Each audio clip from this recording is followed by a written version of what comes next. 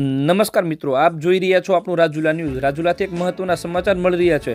Bhavnagar Somnath national હાઈવેની શરૂ કામગીરી દરમિયાન રોલર નીચે કચડાઈ જતા યુવકનું મોત થયું હતું. સમગ્ર વિગતની વાત કરીએ તો રાજુલાની ભેરાઈ ચોકડી નજીક નેશનલ હાઈવેની કામગીરી દરમિયાન મજૂર યુવક પર રોલર ફરી જતા કમકમાટી ભર્યું મોત થયું હતું. નેશનલ હાઈવેની ઘોર બેદરકારી સામે આવી છે. નેશનલ હાઈવેની બેદરકારીના કારણે નિર્દોષ મજૂરનું મોત થયું છે. આ ઘટના પગલે પીપાવાવ મરીન પોલીસ સ્ટેશનના પીએસઆઈ લક્કડ સહિત પોલીસ સ્ટાફ ઘટના સ્થળે પહોંચ્યો હતો. મૃતક યુવકને પીએમ અર્થે રાજુલા જનરલ હોસ્પિટલ ખાતે ખસેડવામાં આવ્યો. આ સમગ્ર મામલે પીપાવાવ મરીન પોલીસે વધુ તપાસ હાથ ધરી છે. આપ જોઈ રહ્યા હતા આપણું રાજુલા ન્યૂઝ.